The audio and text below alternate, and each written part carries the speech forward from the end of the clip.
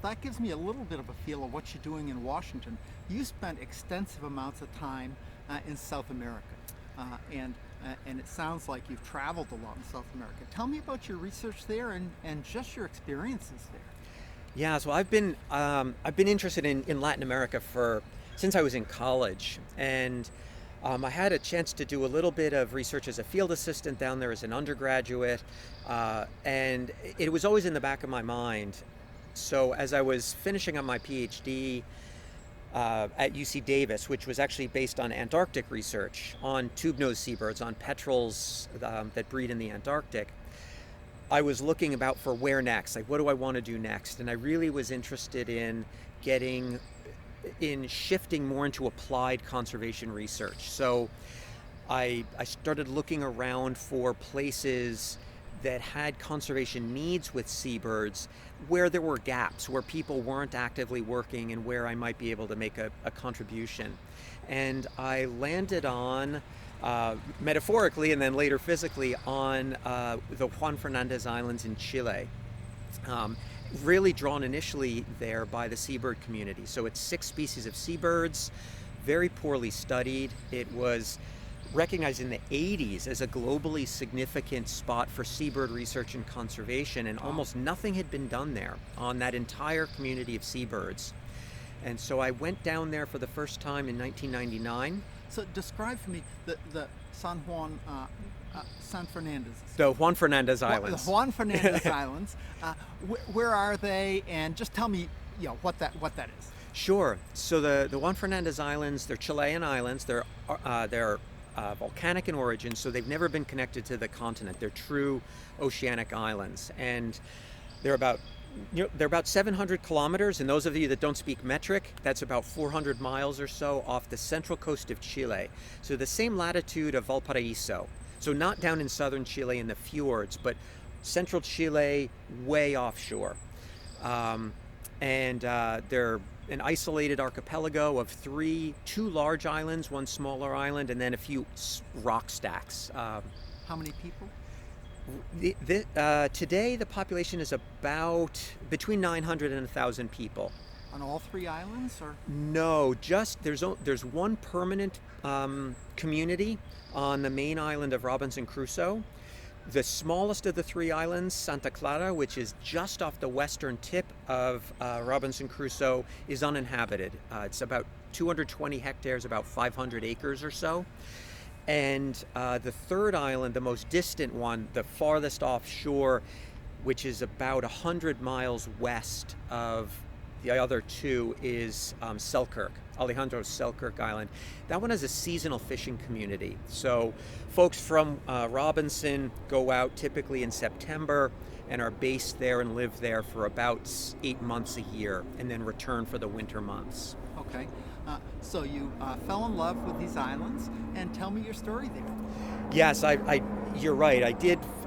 My research and my professional career has been defined by things I just fall in love with. So I went there for the first time in '99 to basically do a pilot study to see if there were possibilities. It is a national park, so I needed to talk with the park as well and see if there was interest from their perspective in having someone come in and start to do seabird-related conservation work. Mm-hmm. They were very receptive to it. They do great work in the park, but they're overworked. They don't have the resources, and so they didn't have anybody actively working on birds in general, really. Their focus was really on the endemic or the unique plants of the archipelago. And these islands, although they don't have the recognition of the Galapagos, are in some respects just as significant from a global biodiversity perspective. 2/3 of all the native plants there are endemic to those islands, found nowhere else in the world. 8 of the 15 bird species are endemic to the archipelago, again, meaning you can't find them anywhere else.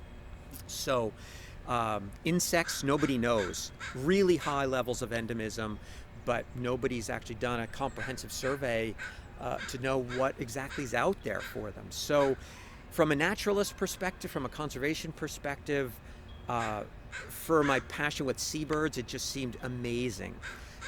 And then on top of that, the community there, I have really, truly connected with and fallen in love with over the years and really feel a part of, thankfully. And so that has also drawn me back consistently over the years. And it's now been over 20 years since I began working there. Isn't that fabulous? When do you get there? How much time do you get to spend there? I usually go at least once a year, sometimes twice a year.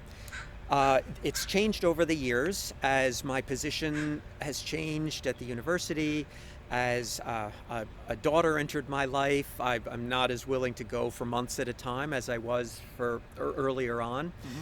But I usually go over the winter semester break, so for 3 to 4 weeks between late December and mid-January. Mm-hmm. And then some years I'll also go for another 3 or 4 week stint in July, August. Okay. Do you have research assistants there? Are people doing full-time work there? I think I remember you talked to our ABC Birding Club 3 or 4 years ago, a while ago, mm-hmm. and that's why I had you on my list to talk to.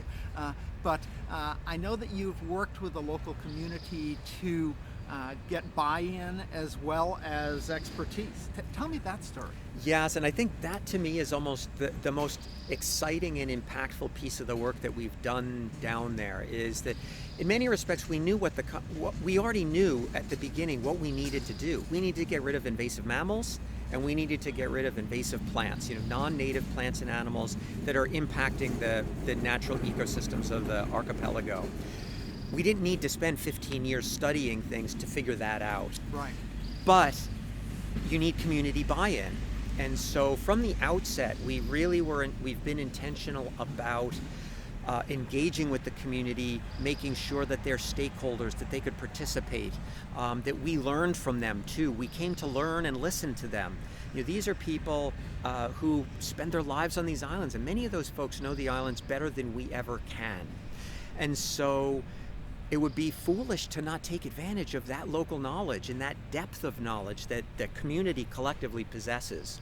Give me some examples of direction and help that the local expertise, you mentioned that. Give me examples. Oh, just simple things like, we can go to I remember when I arrived in 99, I knew what I wanted to do and get out to some of these seabird colonies just to get a feel for them and spend some time out there and assess what they were like and what the opportunities were there.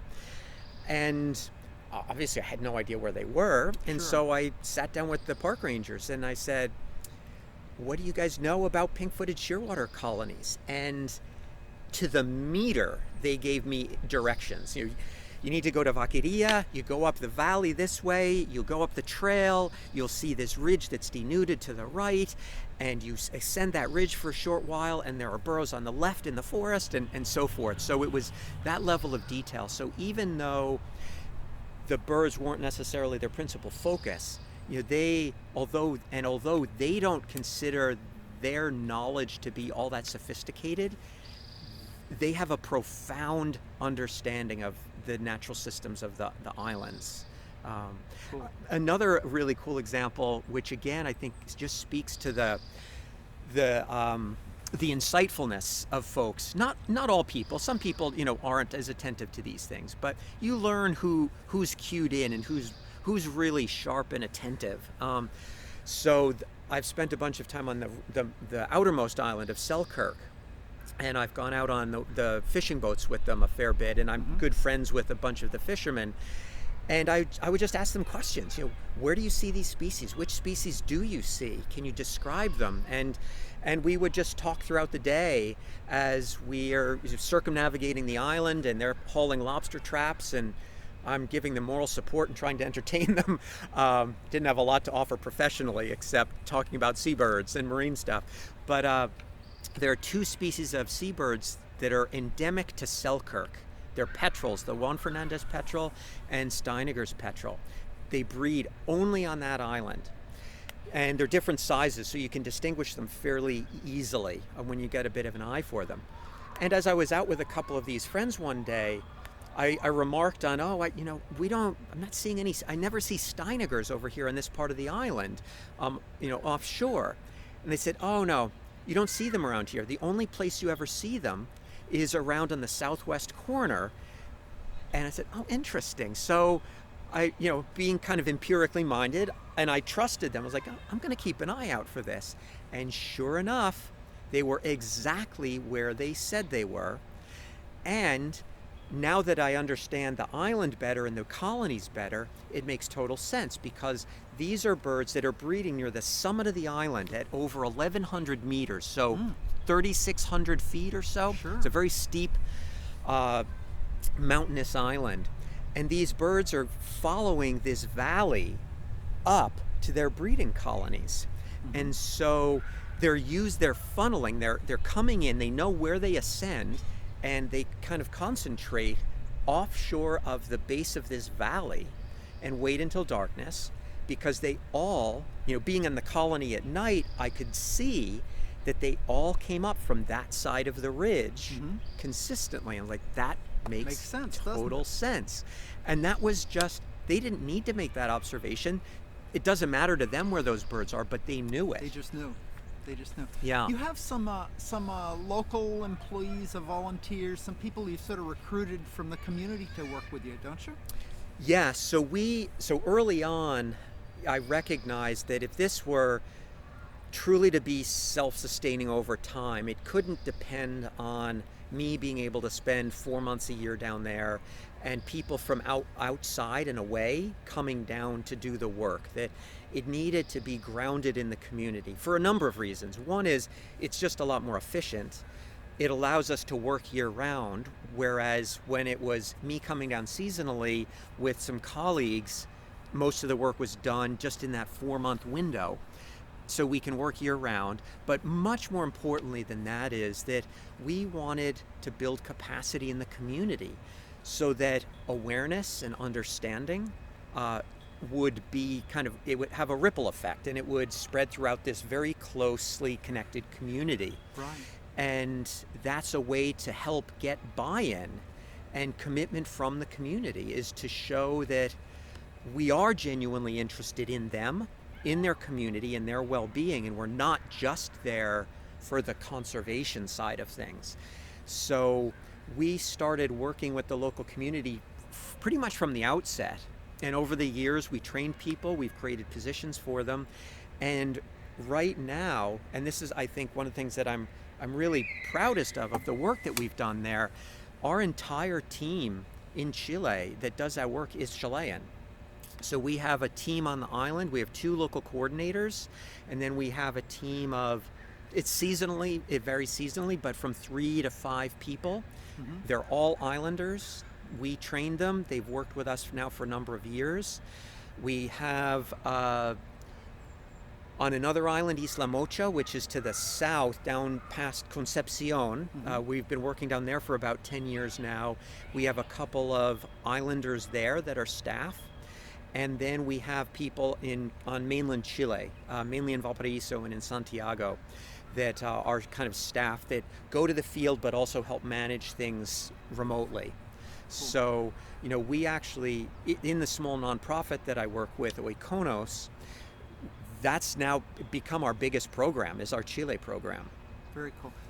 I'm not familiar with Econos. Tell me about that. So Econos is a small nonprofit, Econos Ecosystem Knowledge, and we were founded in 2002. I wasn't one of the founders, but I came on early on when I was trying to decide where I was really committed to Juan Fernandez.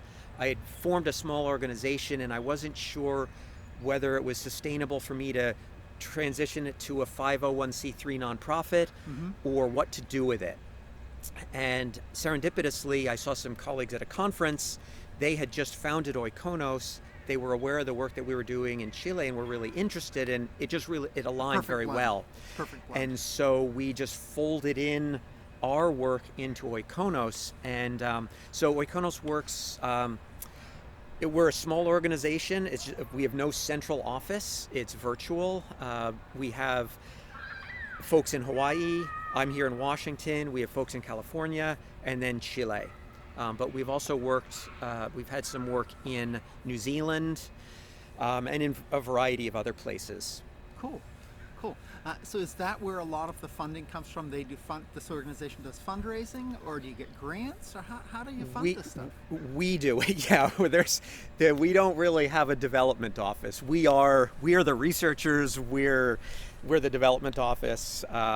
So it's mainly grant driven. We are trying to build a donor community as well, but most of it has been grants from foundations, from other nonprofits, from government agencies. It's really quite a mishmash of funding, and it's a constant struggle because no one wants to. The work, for example, our work in Juan Fernandez requires decades of investment, and no organization, no agency, no foundation is going to want to commit to something for decades. And we're not trying to string things along. To get rid of invasive species requires a long, long time horizon. Mm-hmm. Community education and empowerment, that requires exactly. And so the ongoing challenge for us is, like many nonprofits that are working in communities over the long term, is to continue to generate the funds to support that work. So life for the indigenous population on these islands has to be a challenge. I mean, it's not like they can go to the 7-Eleven and get groceries or whatever. That they're got to be, I'm sure, bringing some supplies onto the island, but a lot they must grow their own food, and if they do animal husbandry, that's got to be an issue, because don't seabirds nest in grassy fields? It would be perfect place to graze your sheep or something? Yes. So it is, and it's been interesting. I've been working there long enough that I've actually seen quite a significant transition in the community. So when I started there in '99, the islands were still considerably more isolated than they are today. So they have a freighter that comes in, but 20 years ago, the freighter would come every month to 6 weeks, kind of essentially when it felt like it. So people would order stuff, but there was no guarantee of exactly when it would get there and even what condition it would come in. Sometimes the fridge systems on the freighter, this was an old freighter, the refrigerator system would break down, and the perishables would be spoiled by the time it took, it takes 3 days to navigate out there. Mm-hmm. Today, things have improved a lot, and you can fly directly to and from the continent in small planes. It's expensive. It's not how people move produce and things because it's too expensive. There are local shops, so life has gotten more comfortable for people in the last 20 years, but it is still it's a small, isolated community.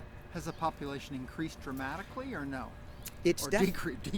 No, it's actually increased. I think as the isolation has decreased, it's made it more accessible, and more people from the mainland. So 20 years ago, the only people who were not islanders living on the island were public functionaries, people working for the local municipality in support positions. And now, I think, and the population at that time was in the 600s, between 600 and 700. Virtually all of that increase, up to 900 to 1,000 in the last 20 years, has been people moving from the mainland out to the islands. And maybe less youth leaving, I would guess. And as opportunities, their professional opportunities are limited, a little less so now because of they're a bit more connected digitally. Even so, the Wi-Fi connection out there, which, it's remarkable they even have. I think so too. Yeah. Some sort of satellite, obviously. It is satellite, yeah, but that it's not good, and so that is a constraint. But they just don't have a lot of in any small isolated community. Your professional opportunities are going to be limited, and that's true. And I do know young folks that I've watched grow up, and they're now adults, and some manage to stay and carve out the niche for themselves, and others stay on the mainland just because they want to do, and the world is open for them more, and so they can say, wow, I want to be a graphic designer. Okay, you can do that, but you're probably not going to make much of a living doing that on Juan Fernandez. So folks like that will probably wind up leave. Yeah. fishing is a primary cash industry? It is, yeah. They have, it's all artisanal fishing, and this is a remarkable thing.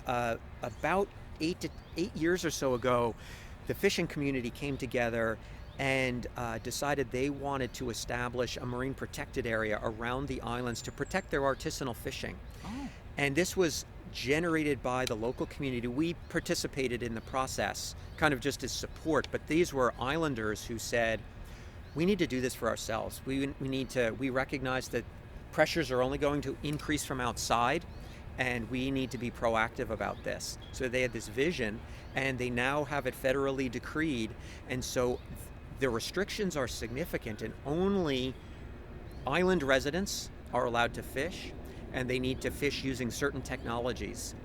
So they've intentionally restricted to technologies such that it retains that artisanal or traditional fishing feel. They can't wipe out the populations of fish. Exactly. So the main fishery is for a spiny lobster, an endemic spiny lobster. And that's an export market. Mm-hmm. And they've done a really good job of managing the fishery, and they've allied themselves with the slow food movement, and they've done some really very forward-thinking moves to try to ensure the sustainability of that fishery over time.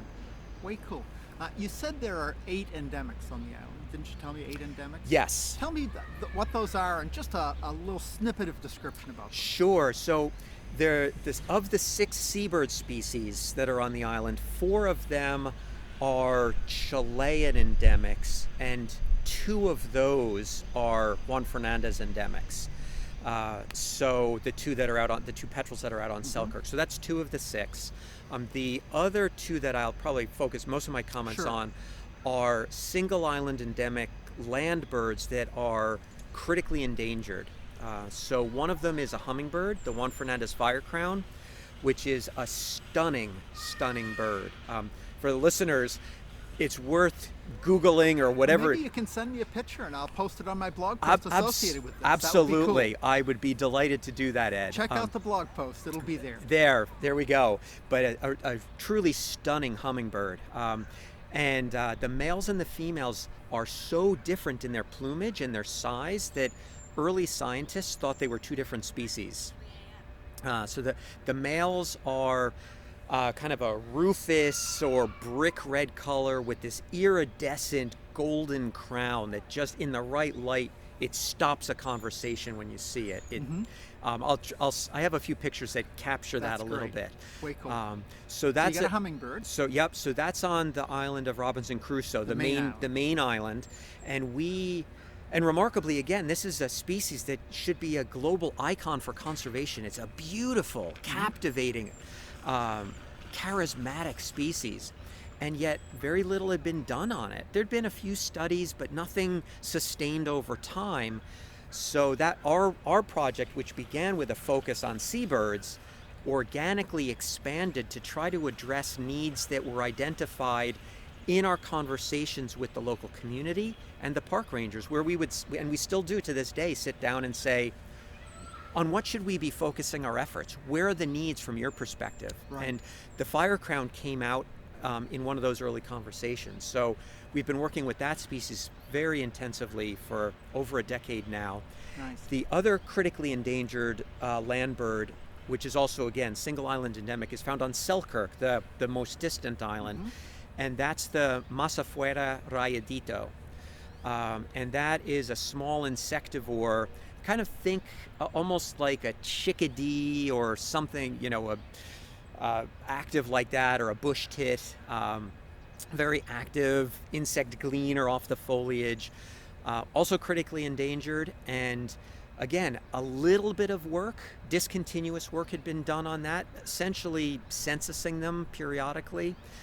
And we've been working on them fairly intensively for the last decade, including installing artificial nest boxes to see if habitat might have been a limiting, breeding habitat might have been a limiting factor. So our remit on the islands has definitely broadened over time.